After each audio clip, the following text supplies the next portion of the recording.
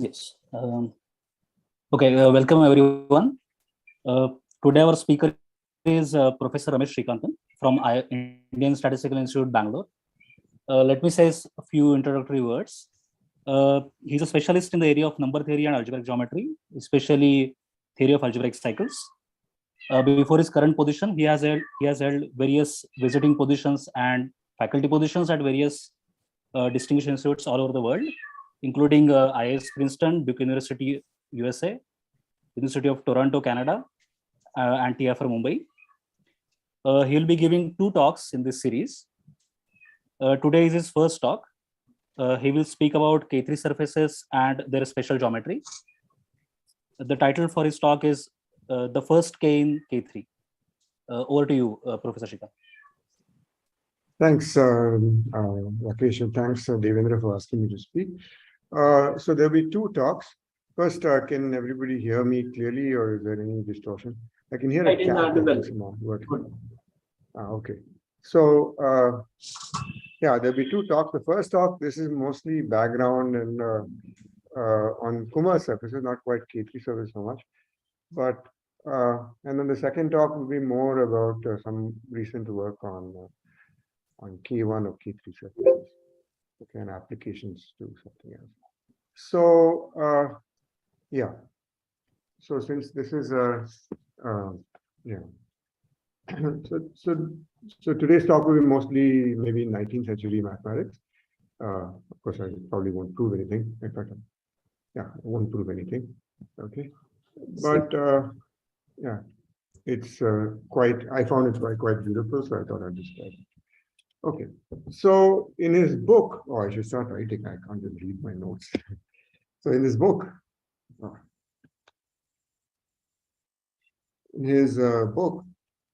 Introduction to the Study of Kahler Varieties, André Weil defined the notion of K3 surface.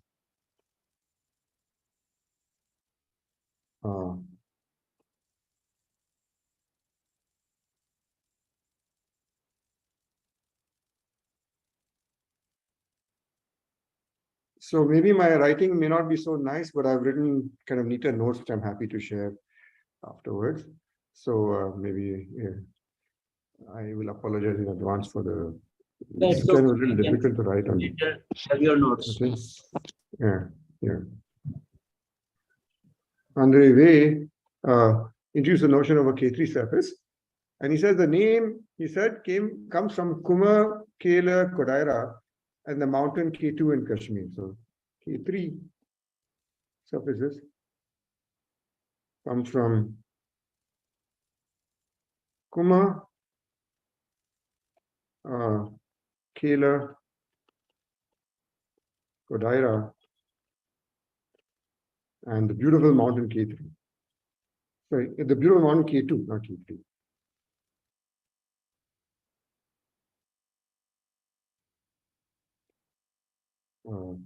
K2 in Kashmir.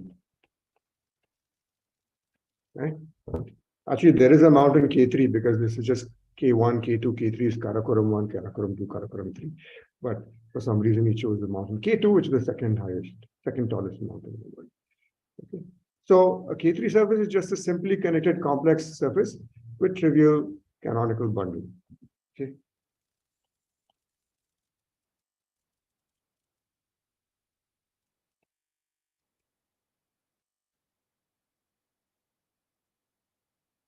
Complex surface with a trivial canonical bundle. And these are examples of 2-dimensional Calabi-Yau manifolds.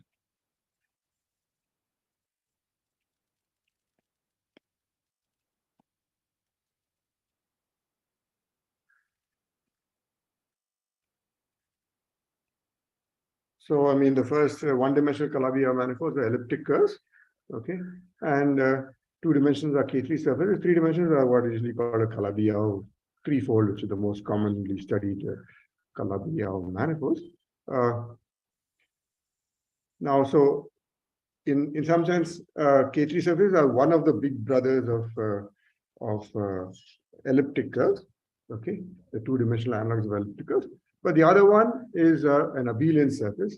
So if you drop the condition, if one drops the condition simply connectedness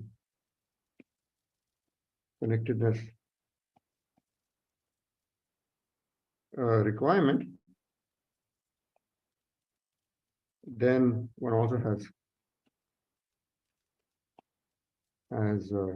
abelian surfaces. Okay, so an abelian surface is a two-dimensional complex surface with a trivial canonical bundle. And if you add the condition that it has to be simply connected as well, you get K3 surfaces. Okay. So in this talk, we'll discuss Kummer surfaces, which are the first examples, perhaps, I think, of K3 surfaces, which were given by Kummer much before André named them as K3 surfaces. And provide a link between abelian and K3 surfaces. Okay. So, Kummer surfaces were possibly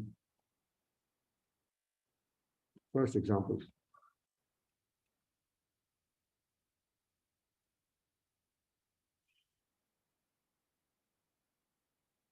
And we will talk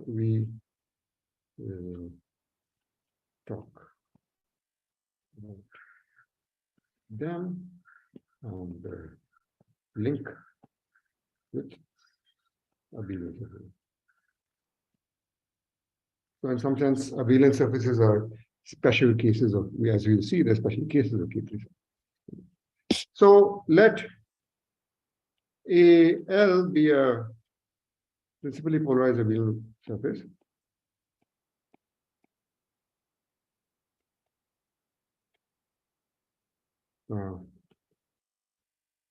That means it's an abelian surface with an ample line bundle of degree 1. That means that the ample line bundle gives a map from a homomorphism from the abelian surface to its dual, and the kernel has is trivial. Okay, so for standard examples of this is either, so for example, either. Oops, knew I'd forgotten something, but so the standard examples of this are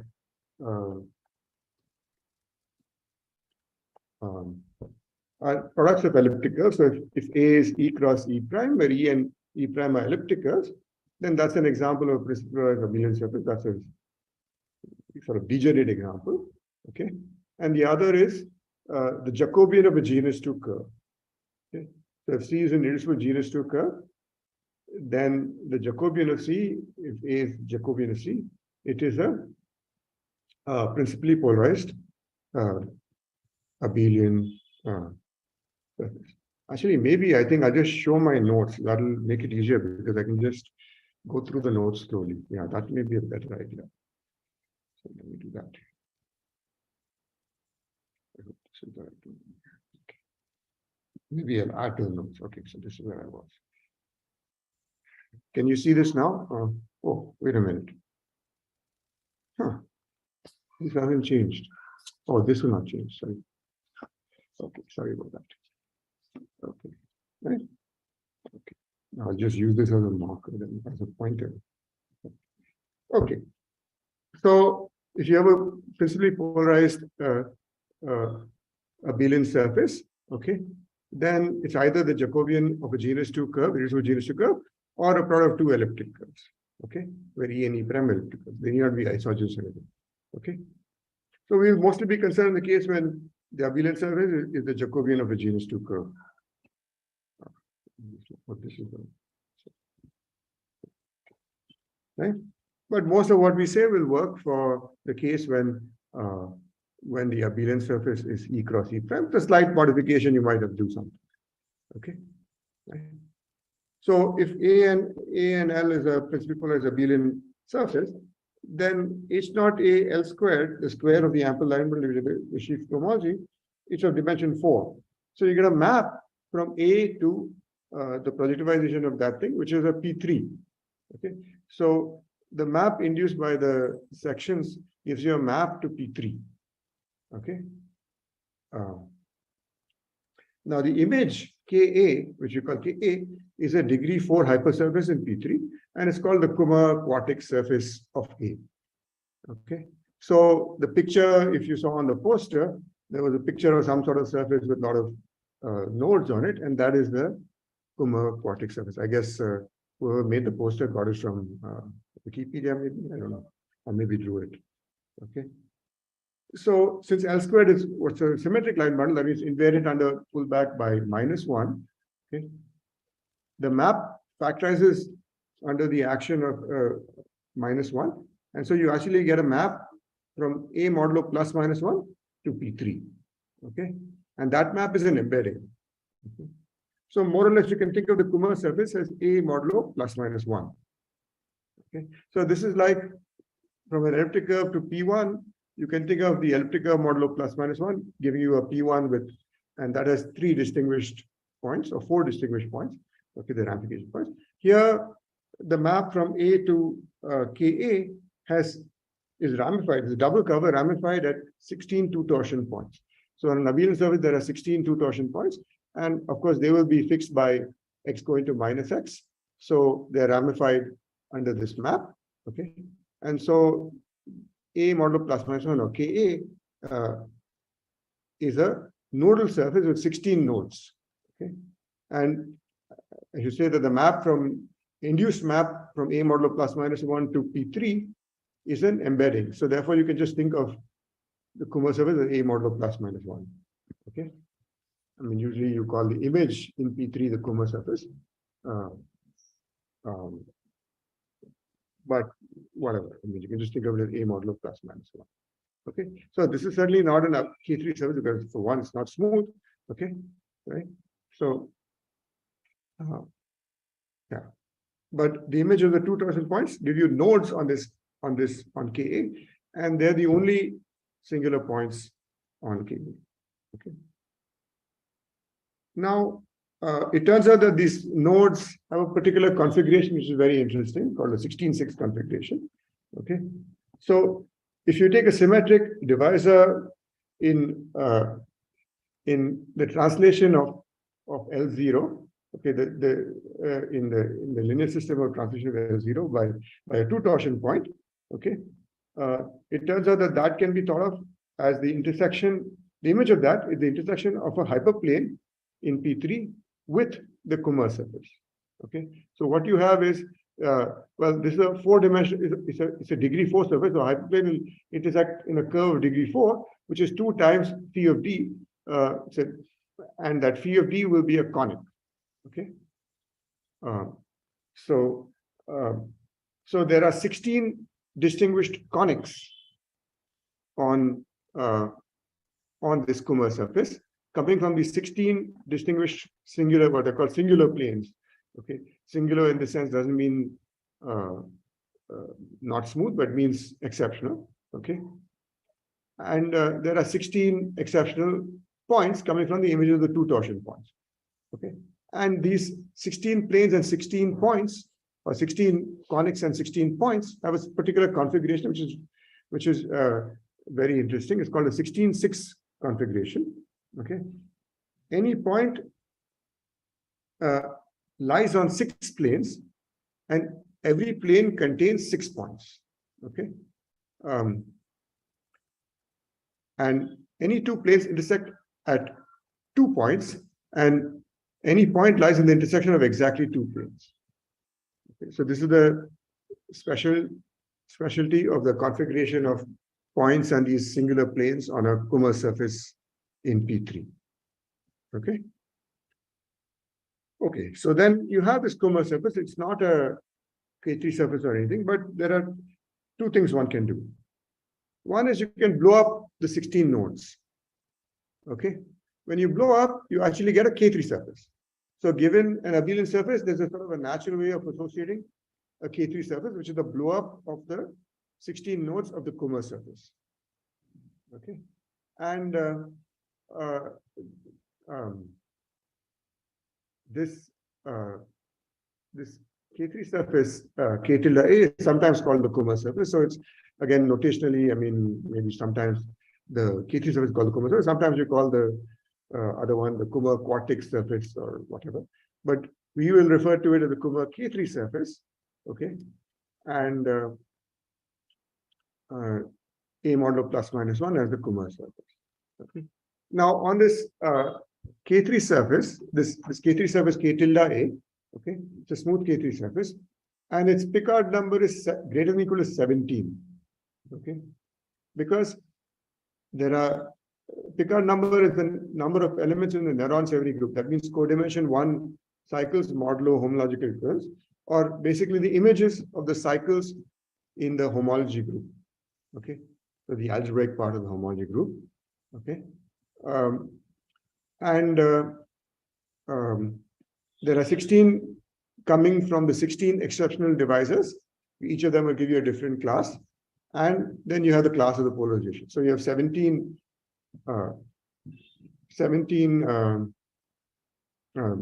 elements in the Picard number, in the Picard group or the Néron-Severi group of a K3 surface. Now, the Néron-Severi group of a K3 surface can be from 1 to 20 dimensional, okay?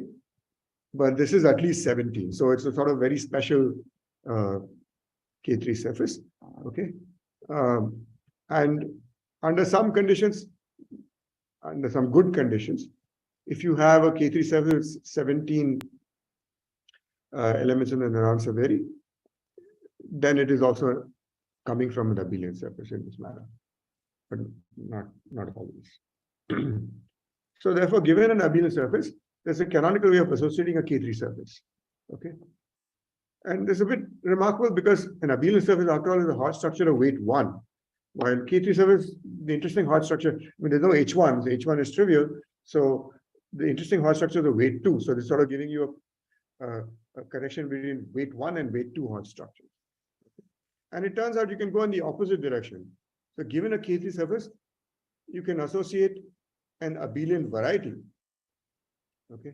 But in some ways, or rather complex torus of a certain dimension, okay? Or maybe it's an abelian, yeah, it's always an abelian variety. It's called the Cougar-Satake correspondence, okay? But that correspondence is only defined on the level of Hodge theory and not as an algebraic correspondence, okay? So it's not known if it's algebraic. In some special cases, like in this case, if you start with the Kummer surface of an abelian surface and you go back using this Cougar-Satake correspondence method, you end up with basically product of the same abelian surface many times. Okay, so you get, so more or less they're the same. Okay. Yeah, but in general, it's not known that this correspondence between K3 surface and abelian surface is an algebraic correspondence, but it's an interesting question. May I ask a question? Certainly, yeah. What happens if the abelian surface is not principally polarized, but has a polarization 1D? Then I suppose I'm not sure exactly what I think you can do much of this, but some things won't. So I'm only going to talk about the principally polarized case for somewhat different reasons yeah. So some things will work out, some things may not work out. I'm not sure. Mm-hmm. Thank you.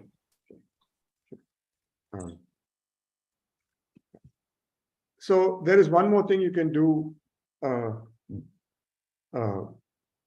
to this Kummer surface. Okay, you can choose a point on Ka and project to P2. Right, so you have this surface. You choose a suitable point and you project. So what's a suitable point? Well, one suitable point is the image of 0, because you have these 16 special points. You choose the image of 0 for one and project from that. Okay. So when you do that, well, that's a double point and you're projecting to P2. So any line will meet this Kummer surface at 4 points, right? But 2 of them are already taken care of. So it'll meet at 2 other points. So when you project to P2, you will get a double cover of P2 ramified at 6 lines. The 6 lines correspond to the 6 lanes passing through P of 0, the distinguished point. Okay. And it turns out that the 6 lanes are tangent to a conic. Okay, so you have a picture like this. I mean, this may not be such a great picture, but I haven't drawn all the lines fully. But you have sort of a conic, and then you have these 6 lines tangent to it, and these 6 lines will meet at 15 points, and those 15 points are the image of the 15 points are the image of the other 2 torsion points, which are not the non-zero 2 torsion points on the Kummer surface, right? Okay, so there are 16 distinguished points. You've chosen one of them, you've projected from that. The other 15 will go to these points of intersections of these lines. Okay. So now you have P2 with these 6 distinguished lines, and they turn out to be tangent to a conic. Okay. And so you have this picture where you have the abelian surface, then you have the map, the double cover is a 2:1.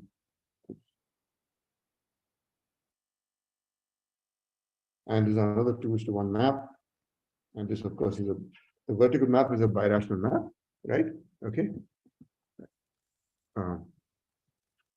So it turns out you can go from the Kummer surface back to the abelian surface, and from the distinguished P2 with these 6 lines tangent to a conic, you can also recover the Kummer surface and the abelian surface.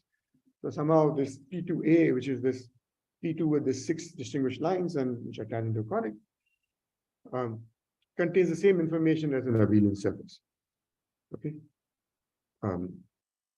So this is of course, classical thing known to perhaps Kummer.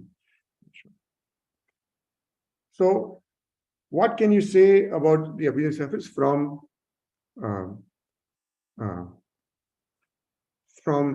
PA? Okay.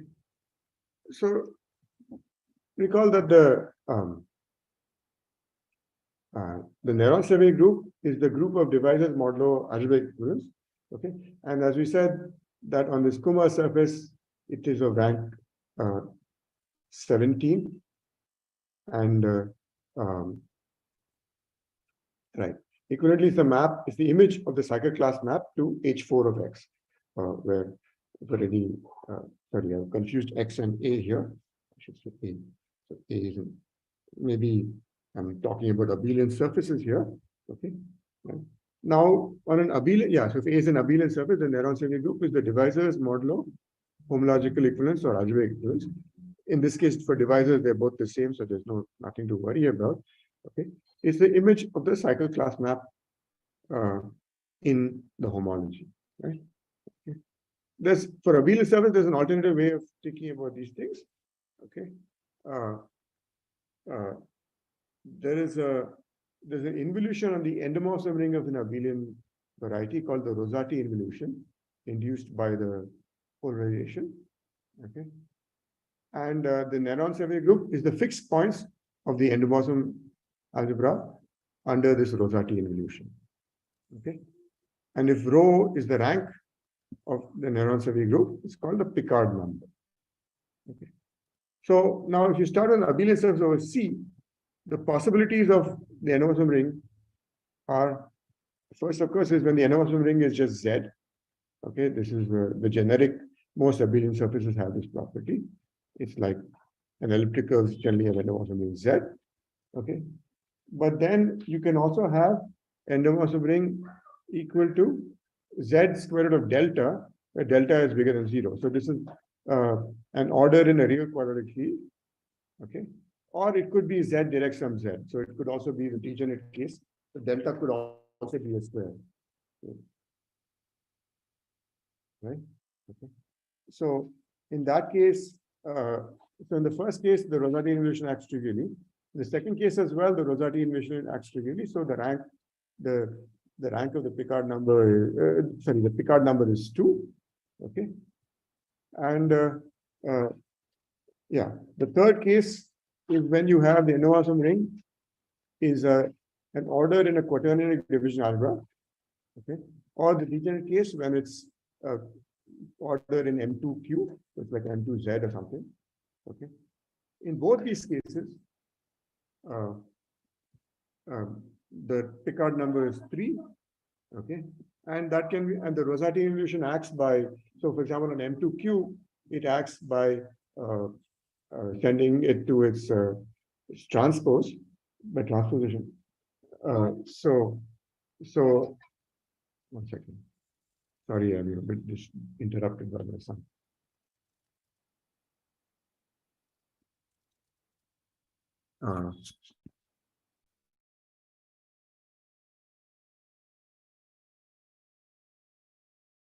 Okay.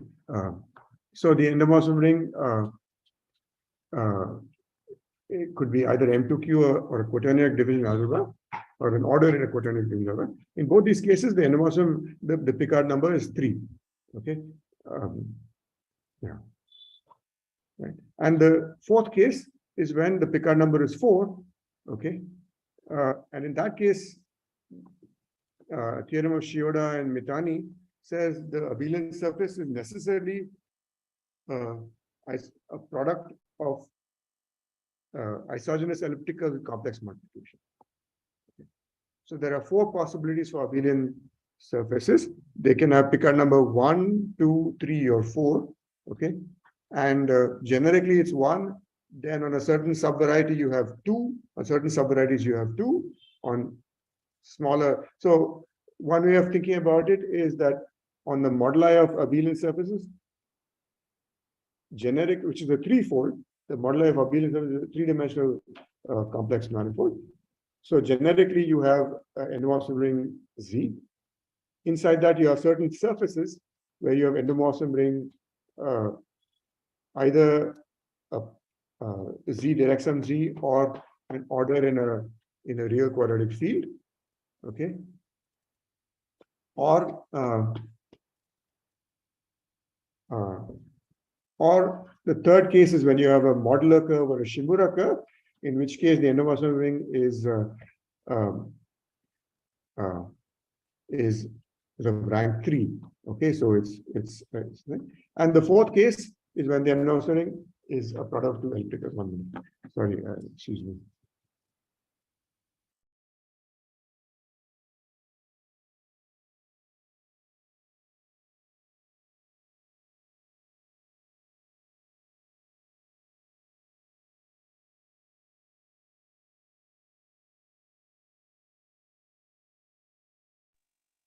Sorry, my son is kind of coming in the middle of the document. Okay, so sorry. So in the fourth case, interestingly, necessarily becomes a product of 2 ellipticals. That's not obvious. It's the theorem of Shioda and Mitani. Okay, and in that case, the endomorphism ring is an order in M2K. So it's, I mean, it'll be like where K is the field of CM.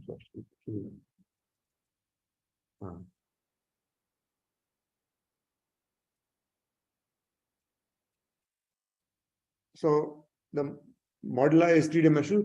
On that you have a certain surfaces where your endomorphism ring is rank 2. Then you have certain curves where your endomorphism ring is rank 3, and finally you have a bunch of points where the endomorphism ring is rank 4.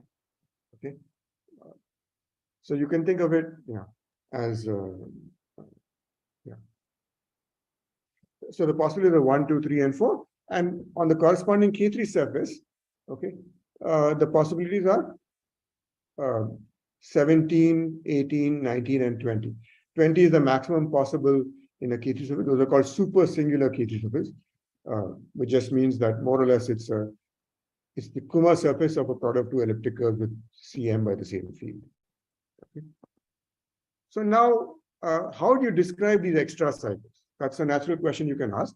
Okay. In the case when your abelian surface is E cross E prime, where E and E prime are elliptic curve, it's quite easy, right? So if E and E prime are non-isogenous, then it should be of rank 2, right? Because it'll be Z direct sum Z, and the two cycles are given by E cross 0 and 0 cross E prime. Okay. If you have a product of 2 isogenous elliptic curves, then the endomorphism ring should be something in M2Q, and the rank of the Néron series should be 3, and the 3 cycles are given by E cross 0, 0 cross E, and then you have the diagonal as well, because these are isogenous, or the graph of the isogeny, right? And the fourth case is when it's E cross E, where E is a CM elliptic curve. Then again, you have E cross 0, 0 cross E, the diagonal, and the graph of complex multiplication. Okay, so you have 4 different cycles which give you a basis for the, or give you a generating set for the neuron severity. Okay, but if you have an abelian surface in general, it's not so clear what the elements of the neuron severity group are, right? So of course, if the Picard number is 1, then A is the Jacobian of a genus 2 curve, okay, and the curve itself will give you some element of the neuron severity, okay. But if the Picard number is bigger than 1, it's not so clear how to give this thing, okay. So the answer to this question, well, Humbert gave a very nice description in terms of this special P2, okay? Because you see, once you have the Abelian surface, you also have this P2 with this configuration of lines and the tangent to a conic, and one could hope that maybe you can describe these cycles in terms of that. Okay. Now, if I just took a special cycle on P2, well, P2 has neuron severity rank 1. If I just pull it back under these 2 maps, psi and phi, I won't get anything new. Okay, but because they just pull back to a multiple of coordinate class, so you'll do something else. It has to be something non-trivial has to happen. So Humbert gave a nice description in terms of P2A. So to state his theorem, we first have to define what's called the Humbert invariant, which was actually defined by Carney much later on, but at least in this form. But Humbert basically had this thing. Okay. So if D is some class in the neuron severity of A and C is the polarizing class, you define D comma D, the pairing, Humbert pairing or Humbert invariant, to be D dot C squared minus 2D squared. So this is nothing but the negative of the intersection pairing on the orthogonal complement of C. Okay, so the neuron severity or the H11 is the intersection pairing on H2 of an abelian surface of type 1, 1, 5, and on H11 will be 1, 3. It'll be negative definite on the what's called the primitive cohomology, and so the negative of that will be positive definite. So this is just that thing. Okay, restricted to the neuron severity. I guess this is defined in a different way, and so it's not defined exactly in terms of just the Hodge index there. Okay, or it's not. So now A has a Picard number bigger than or equal to 2 if and only if there is some D such that its Humbert invariant is greater than 0. Because any multiple of C will just have Humbert invariant 0.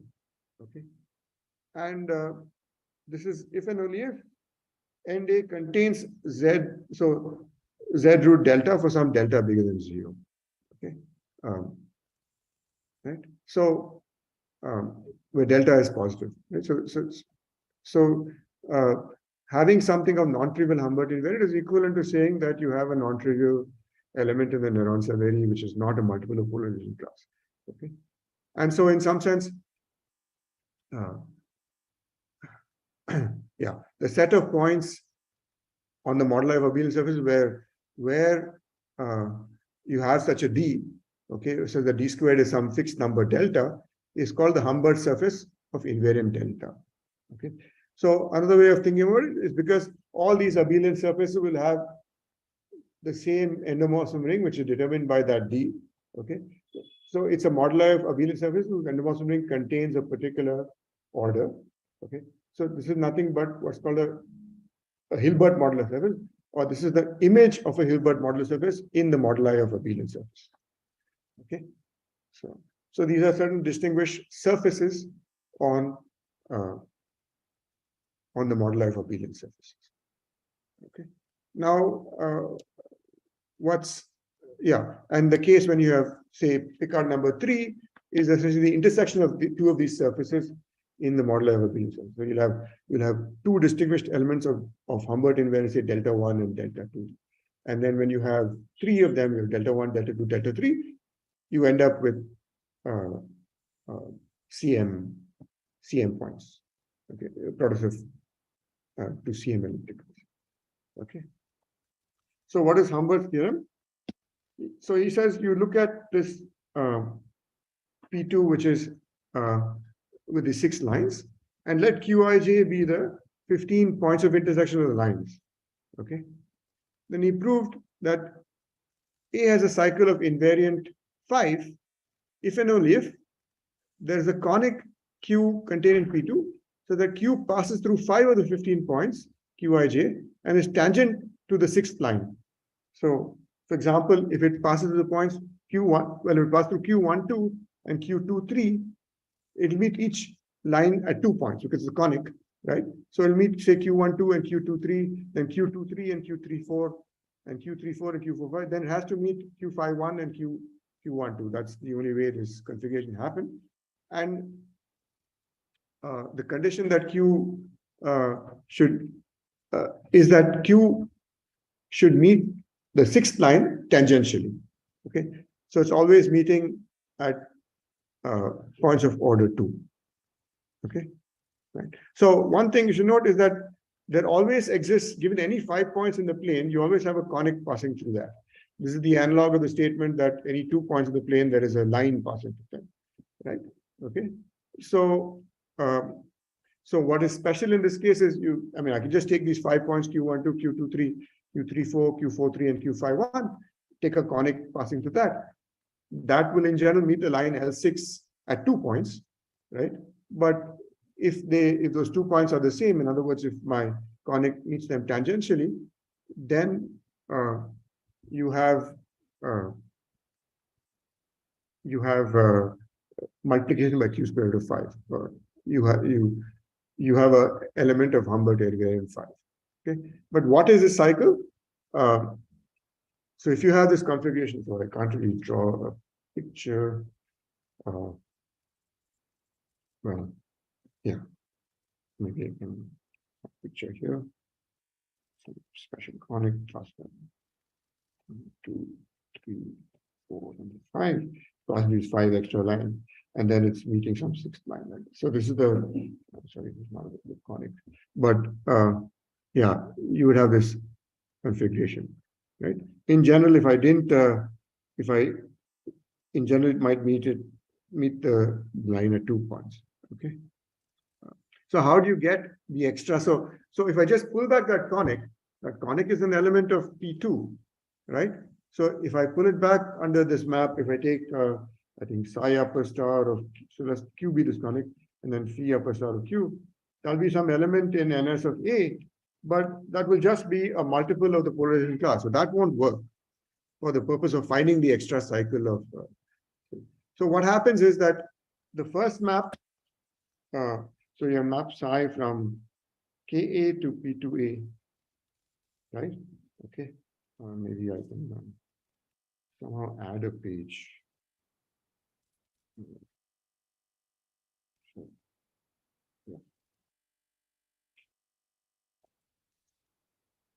So you'll map psi from Ka to P2A, right?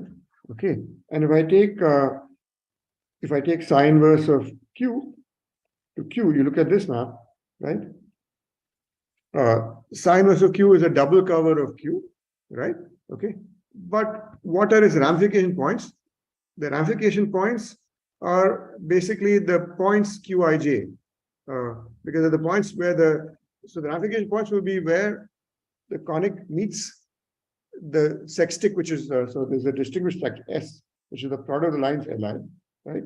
And Q intersection S is the points Q1 to Q51, and also the line that's called a T6, the point of tangency, right? You'll have these points.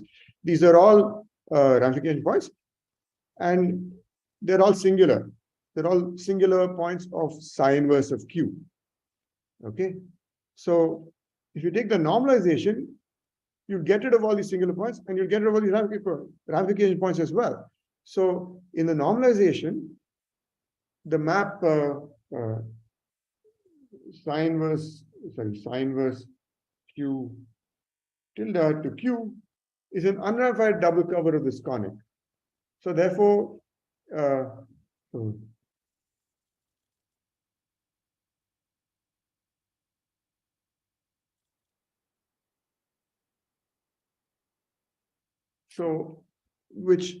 so therefore it's a union of two conics.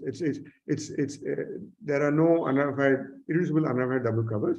Okay, so it consists of Q1 union Q2. Okay, and so you can take one of those Q1s and take phi upper star of Q1, right? That will give you the cycle, the extra cycle. Now you can also take phi upper star of Q2. So these are like, so again, you can think of these Q1 and Q2 lying in the real quadratic field, and they're in some sense conjugate elements. So that's all you have. So it's not surprising that you can either take phi upper star Q1 or phi upper star Q2 and end up with the same thing. Okay. So this gives you a fairly explicit way of finding the elements in this case, in the case of Humbert's theorem, of invariant 5, okay, or which give you real multiplication by q squared of 5. It's a very beautiful geometric characterization of what it means for an Abelian surface to have multiplication by q squared of 5. Okay, so a natural question is, how does this generalize? Does this generalize? So, I mean, this, of course, this theorem of Humbert is, over 100 years old, right? And it is, yeah. So about 20 years ago, Birkenhacker and Wilhelm proved the following generalization of this theorem. So they proved that for some deltas, okay, which depend on a d and a k, okay, A has an element of invariant delta if and only if there exists a rational curve. Oops.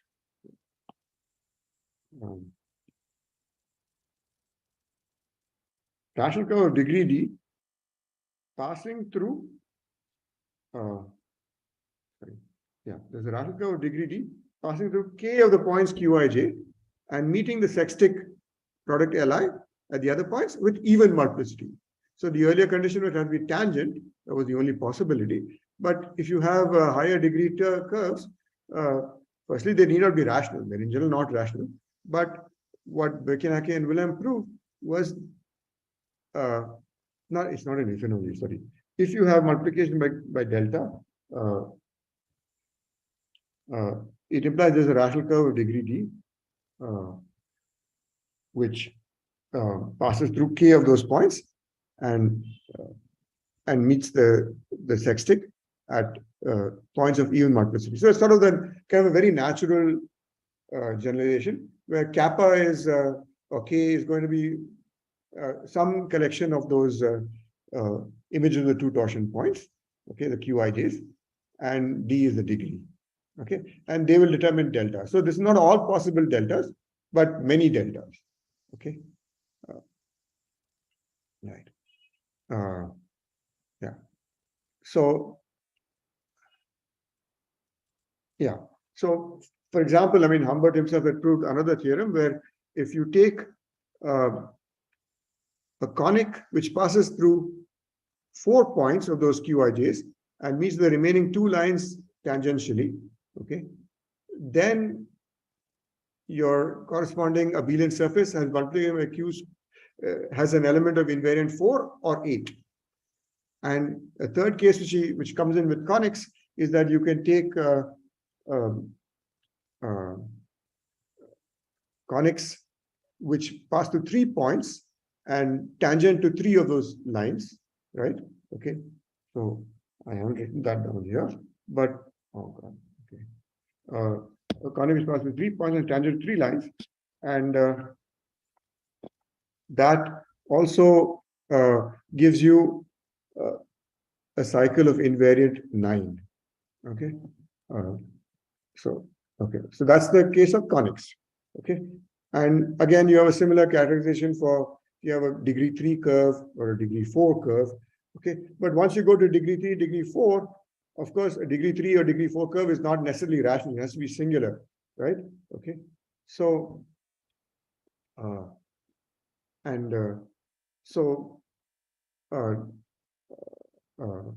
so this is where the theorem of Bacharach and Wilhelm comes in. Okay, but now if you take a curve of degree d, okay, in general, it'll meet that sextic product of the lines at 6D points. Okay, but the condition says that at every point there has to be multiplicity at least 2, right? Because either it's the double points, the points of QIJs, or it's meeting with even multiplicity. So actually there are only 3D points. Okay, and so one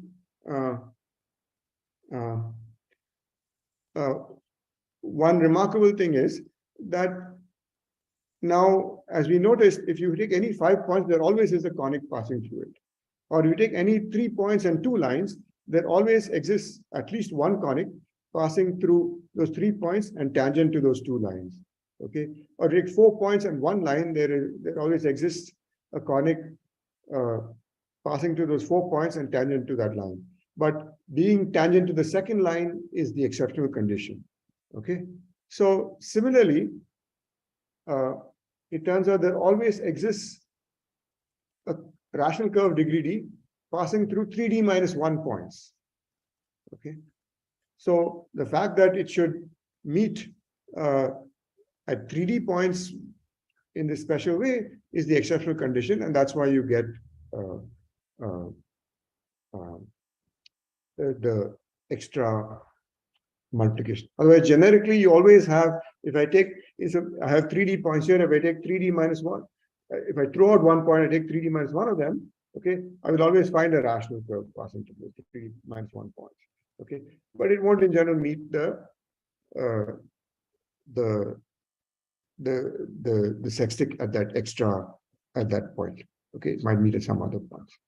Okay, so okay, right. Okay, so I already said that. Okay. So in fact, actually, it's interesting. So when you drop the condition of being, so there's a unique conic passing through 5 points, but there are 2 conics passing through 4 points and tangent to a line, and there are 4 conics passing to 3 points and tangent to 2 lines. Okay, and those different configurations correspond to the number of components of the Humbert surface of invariant 4 or 8 or 9 or 6 or 5. So in the case of the Humbert surface of invariant 5, there are exactly 6 components, and they correspond to the different configurations of 5 points and tangent to 1 line. I mean, the line determines this thing. And similarly, you get something nice about the configuration of 2 points. Right? So yeah. So next time I'll talk about what happens when you take so then what I should say again, what the special cycle is. Again, the same argument works. You take the double cover to the Kummer surface. Okay, again, that's ramified at all these points, right? When you take the normalization, you get an unramified double cover with no ramification. I mean, all the ramification points are blown up, right? So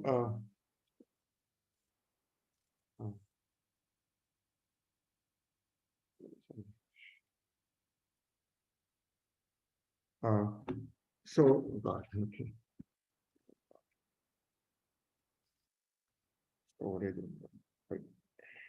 I don't know how to deal with all these online interruptions. Okay, sorry about that. So, right? So again, the same argument works. In other words, you have a double cover which is unramified. Basically, if you have a double cover, all the singular points, all the ramification points are singular, then when you go to normalization, it's an unramified double cover, and so therefore it has to have 2 components. And if the base is a rational curve, your double cover will be will also be a rational curve. Okay, so the same argument works, and then you take one of those guys and you pull it back, and that gives you the special cycle. Okay, so there's a rather nice geometric way of looking at these things. Okay, next time when I'm talking about K1 of K3 surfaces, I will use the situation where you can throw out a point. Okay, and use that to build a certain special element of K1. Okay, I'll talk about that next time. But there's another nice place where this Kummer surface pops up. Okay, so this is somehow not so well known, but it's very pretty. I think I thought it very pretty. Okay, so if you take the Siegel modular threefold parameterizing abelian surface with full level 2 structure. Okay, then if you're given a point on this abelian, this moduli space, how do you determine the corresponding abelian surface? Okay, so you can take its minimal Satake compactation, a singular compactation. Okay, let's call it S2 bar, right? And on using the 10, there are 10 even theta functions on this moduli space, and use them to give a map to P9, P10, well, P9. Okay, and there are some relations. So actually, the image lies in P4. Okay, so if X is the image, right? Okay, so let X be the image. So in other words, your S22, which is a moduli space, is three-dimensional, and it's actually a hypersurface in P4, singular hypersurface in P4, but still in P4. Okay, so Van der Geer proved the following quite beautiful theorem. He proved that if you take a point P on X, then the Kummer surface of the corresponding abelian surface is just given by the tangent space at that point intersected with X. Okay. So it's a very nice way of obtaining the Kummer surface. Okay, and then using this, you can do other things. Like, for example, if you ask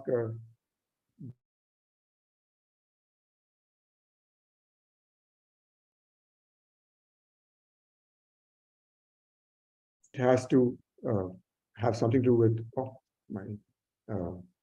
yeah, I mean, there are certain if you're given these Humbert surfaces on S22, there are certain special surfaces.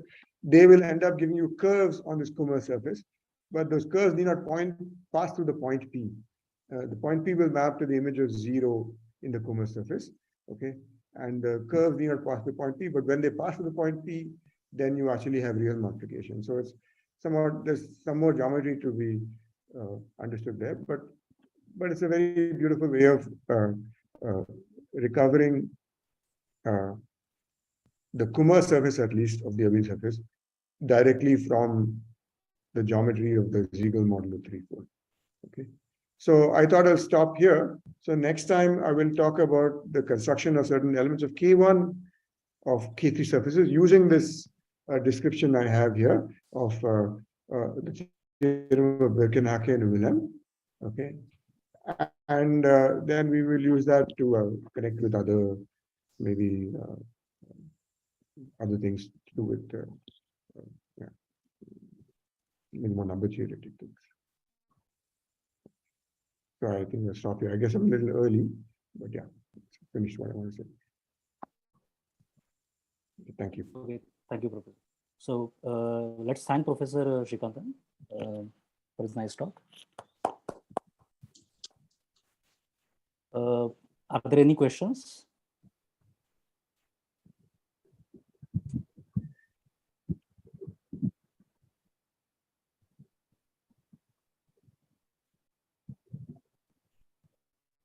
So in what context Kummer discovered those surfaces, what he was studying, any idea?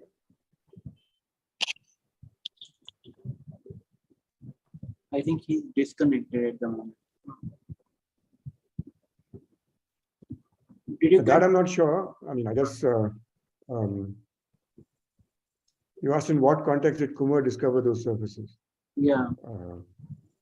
He must have been looking at abelian surfaces and abelian functions, and then looking at.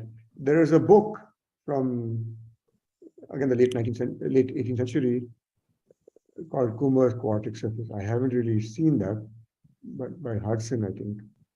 But I think that has description. I mean, there are lots of, so there's a lot of connection with, again, beautiful geometry as well as combinatorics of this, the 16-6 configuration and lots of different things. So the 16-6 configuration again comes up in the moduli space description of the the boundary components, and that's why I suppose this theorem works of Van der Geer. There's another way of viewing it, but so somehow that configuration is very interesting from many points of view. So he must have been, again, so as I said, A modulo plus minus 1 is the analog of an elliptic curve modulo plus minus 1, which is P1. And that's sometimes called the Kummer curve. Okay, so it's P1 with 3 distinguished or 4 distinguished points. Essentially determines the elliptic curve. So you do P1 and your 4 distinguished points, and the double cover amplified of those 4 points will give you an elliptic curve. So,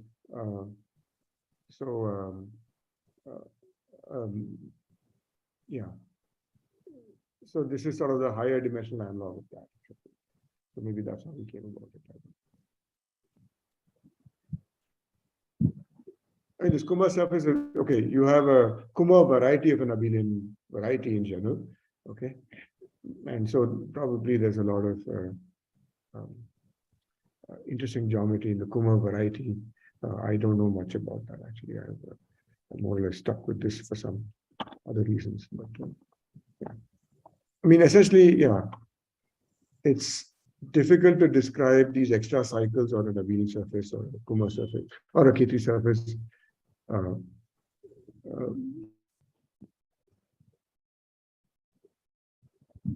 without maybe using this nicely.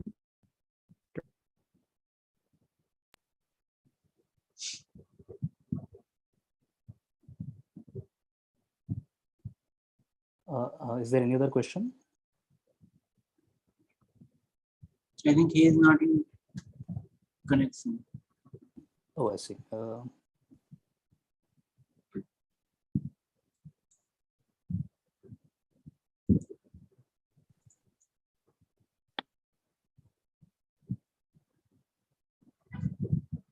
Okay, he's back, I guess.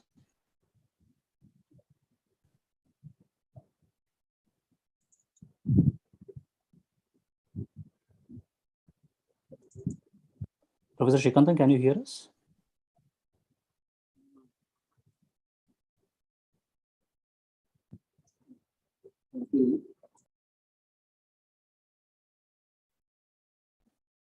You are on mute, so Please unmute yourself first. yeah. Okay, how is it? Yeah. I guess you are speaking. Can you see the and then screen now, or I can't see the It screen. was freezed for a couple of minutes in between. Okay, let me see what happened. It's okay, but I think you Okay. answered that question. Yeah. Yeah.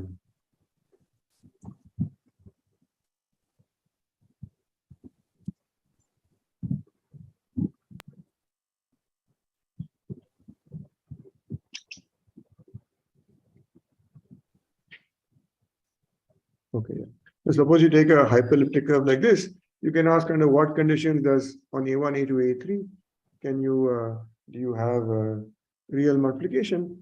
And it becomes quite easy to answer this question using this. You take so A1, A2, A3 will quite easily determine the lines and the points, and then you can quite easily determine the conic passing through those 5 points. And then you add the condition that that conic has to be tangent to the 6th line, which you can write on the equation of quite easily, right? And that gives you an equation in terms of A1, A2, A3 as to when a hyperelliptic curve, the Jacobian hyperelliptic curve, has multiplication q squared of 5. So here's some pretty things like that. This calculation.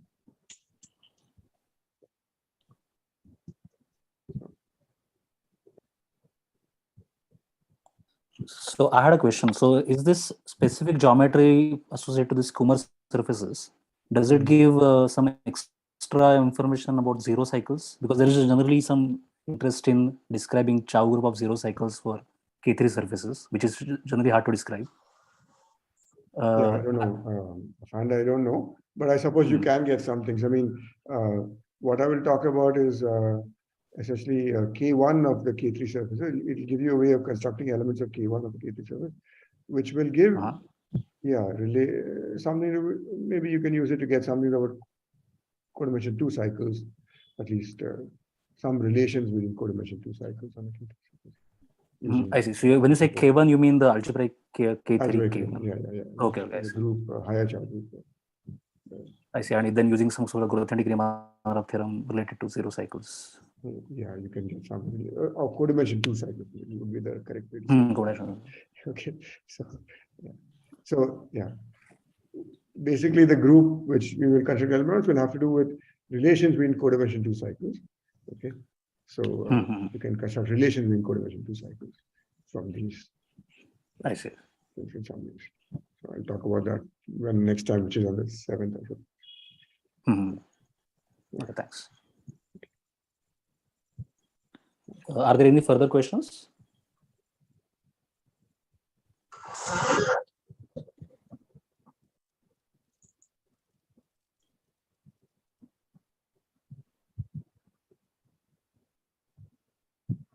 No, I think. Okay. Okay. Thank you again, Professor Sreekantan, for the nice talk. So we'll end this session. Thank you. So we'll end this session. Okay, we will end now this session. Okay. See you next time. Okay, see you sir next time. Yeah. Pawan, can you end the meeting and live stream?